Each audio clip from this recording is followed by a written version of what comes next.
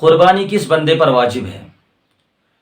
قربانی ہر اس بندے پر واجب ہے جس کے اندر قربانی کی شرائط موجود ہوں، لیکن ہمارے یہاں دیکھا یہ جاتا ہے کہ شرائط قربانی کی طرف توجہ نہیں کی جاتی ہے، بس اپنی مرضی سے قربانی کرتے چلے جاتے ہیں۔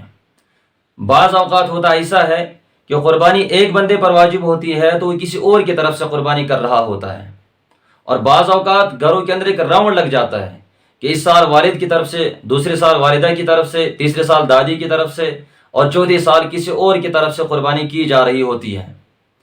اور ایسے ہی بعض اوقات گھر کے بہت سارے افراد پر قربانی واجب ہو رہی ہوتی ہے، لیکن صرف گھر کے سربراہ کی طرف سے قربانی کی جاتی ہے، اور کوئی بندہ یہ کہتا ہے کہ میں چونکہ زندگی میں پہلی قربانی کر رہا ہوں تو لہٰذا سب سے پہلے قربانی میں نبی پاک صلی اللہ علیہ وسلم کی طرف سے کروں گا۔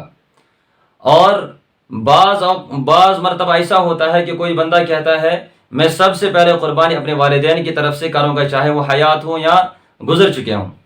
یہ تمام کے تمام خیالات ٹھیک نہیں ہیں۔ کیوں؟ اس لیے کہ قربانی اس بندے پر واجب ہے جس پر قربانی کی شرائط موجود ہوں۔ پہلے اس کو اپنی طرف سے قربانی کرنی ضروری ہے، اس کے بعد اگر وہ کسی اور کی طرف سے قربانی کرنا چاہتا ہے تو ٹھیک ہے، لیکن پہلے اپنی طرف سے قربانی کرے۔ کیوں؟ اس لیے کہ رسول اللہ صلی اللہ علیہ وسلم نے فرمایا من وجد ساعة لأن يضحي فلم يضحي فلا يقربن مصلانا، کہ جس شخص کے اندر قربانی کرنے کی طاقت ہو، وسعت ہو، پھر بھی وہ قربانی نہ کرے تو وہ ہماری عید گاہ کے قریب بھی نہ آئے۔ اس حدیث سے یہ پتہ چلتا ہے کہ جس کے اندر بھی قربانی کی وسعت ہو اس پر قربانی اپنی طرف سے کرنا ضروری اور لازم ہے۔ اب سمجھنا یہ ہے کہ وسعت کس کو کہتے ہیں۔ اس حدیث کے اندر وسعت آیا ہے تو اس وسعت کو متعین کرنے کے لیے فقہائی کرام نے ایک سہل اور آسان نصاب مقرر کیا ہے۔ کیوں؟ اگر اس کے لیے نصاب کو مقرر نہیں کیا جاتا تو ہر ایک بندہ یہ کہتا کہ میں صاحب وسعت نہیں ہوں، تو فقہائی کرام نے اس کے ایک نصاب مقرر کیا ہے۔ وہ نصاب کیا ہے؟ اس نصاب کو میں انشاءاللہ تعالی آخر میں سمجھاؤں گا۔ سب سے پہلے ہم یہ سمجھیں گے کہ قربانی واجب ہونے کی شرائط کیا ہے۔ تو فقہائی کرام نے قربانی واجب ہونے کی 6 شرطیں بیان کی ہیں۔ نمبر 1، مسلمان ہو۔ کافر پر، غیر مسلم پر قربانی واجب نہیں ہے، کیونکہ وہ عبادات کا اہل نہیں ہوتا ہے اور قربانی کرنا ایک عبادت ہے۔ نمبر 2، آزاد ہو۔ غلام پر قربانی واجب نہیں ہے، کیونکہ وہ خود کسی اور کا غلام ہوتا ہے، نوکر ہوتا ہے، اس کے پاس اتنا مال ہی کہاں ہوگا کہ وہ قربانی کرے۔ نمبر 3، بالغ ہو۔ نابالغ پر قربانی واجب نہیں ہے، چاہے اس کے پاس کتنا بھی مال ہو۔ نمبر 4، مقیم ہو۔ مسافر پر قربانی واجب نہیں ہے، ہاں اگر وہ قربانی کرنا چاہے تو کر سکتا ہے، اس میں کوئی حرج نہیں ہے، لیکن عذر شرع اس پر قربانی واجب نہیں ہے۔ نمبر 5، عاقل ہو۔ پاگل پر، مجنون پر، دیوانے پر قربانی واجب نہیں ہے۔ نمبر 6، صاحب نصاب ہو۔ تو جس شخص کے اندر یہ 6 شرطیں پائی جائیں تو اس پر قربانی عذر شرع واجب اور لازم ہے۔ تو اس کے اندر ایک بات سمجھنی بہت ہی ضروری ہے، وہ ہے صاحب نصاب۔ صاحب نصاب کس کو کہتے ہیں؟ دیکھیے، اگر کسی کے پاس صرف سونا ہے تو اس کے پاس 7.5 تولہ سونا ہونا چاہیے، تو یہ اس کے لیے نصاب ہے۔ اسی طریقے سے اگر کسی کے پاس صرف چاندی ہے تو اس کے پاس کم از کم 52.5 تولہ چاندی ہونی چاہیے۔ تو اگر کسی کے پاس صرف سونا ہے 7.5 تولہ یا اس سے زائد تو اس پر قربانی واجب ہے۔ کسی کے پاس صرف 52.5 تولہ چاندی ہے اور یا اس سے زائد ہے تو اس پر بھی قربانی واجب ہے۔ لیکن اگر کسی کے پاس سونا اور چاندی نہیں ہے، یا سونا اور چاندی تھوڑا تھوڑا سا ہے، مثلا سونے میں سے 1 تولہ ہے اور چاندی میں سے کچھ گرام وغیرہ ہے یا کچھ 1-2 تولے ہیں وغیرہ، تو یہاں پر کس نصاب کا اعتبار کیا جائے گا؟ یہاں پر سونے کا نصاب کا اعتبار کیا جائے گا یا چاندی کے نصاب کو دیکھ لیا جائے گا؟ تو فقہائی کرام نے فرمایا یہاں پر چاندی کے نصاب کو دیکھ لیا جائے گا۔ تو چاندی کا نصاب ہے 52.5 تولہ چاندی، جو گرام کے اعتبار سے 612 گرام اور کچھ ملی گرام بنتی ہے۔ تو اگر کسی کے پاس اتنا سونا اور اتنا چاندی دونوں ملا کر ہے کہ وہ چاندی کی مالیت کو پہنچ جاتا ہے تو اس پر قربانی واجب ہو جائے گی۔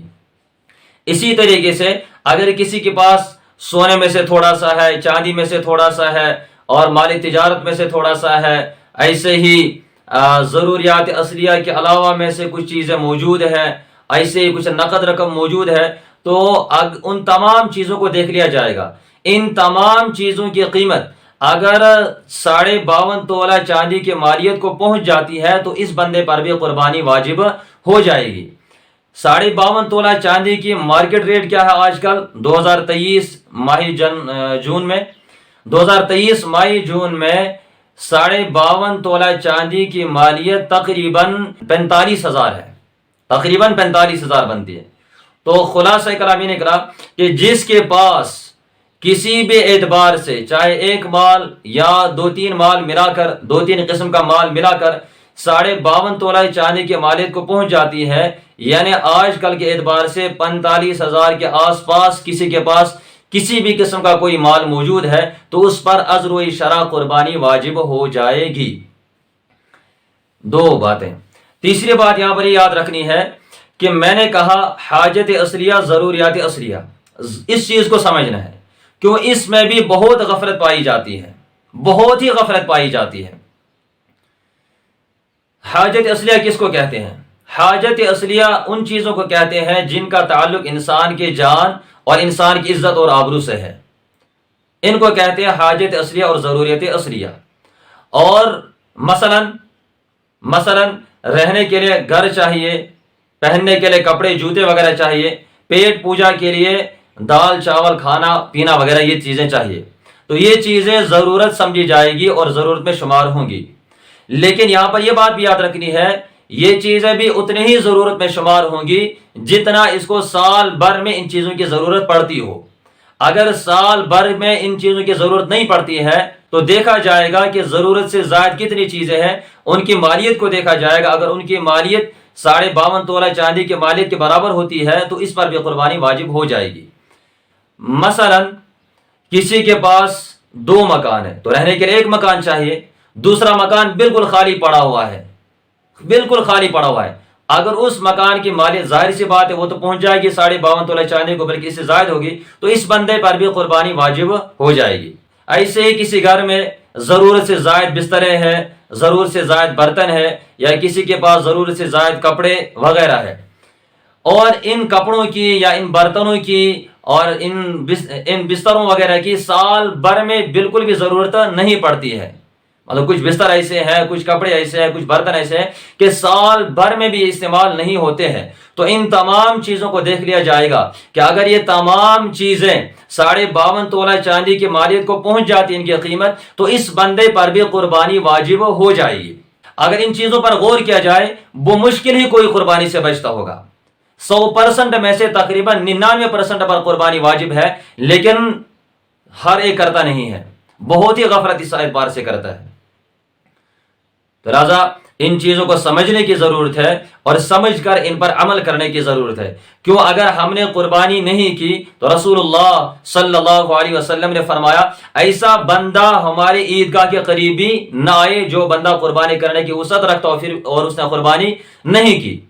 گو رسول اللہ صلی اللہ علیہ وسلم اس بندے کو مومنین کے صف میں، مسلمانوں کے صف میں دیکھنا نہیں چاہتا ہے، مسلمانوں کے ساتھ دیکھنا پسند نہیں کرتا ہے، اتنا رسول اللہ صلی اللہ علیہ وسلم اس سے ناراض ہوتے ہیں، اور خود بتائے اللہ تبارک و تعالیٰ اس سے کتنا ناراض ہوں گے۔ اللہ تبارک و تعالیٰ ان باتوں کو سمجھنے کی اور ان پر عمل کرنے کی توفیق عطا فرمائے، آمین۔ وما علینا الا البلاغ المبین۔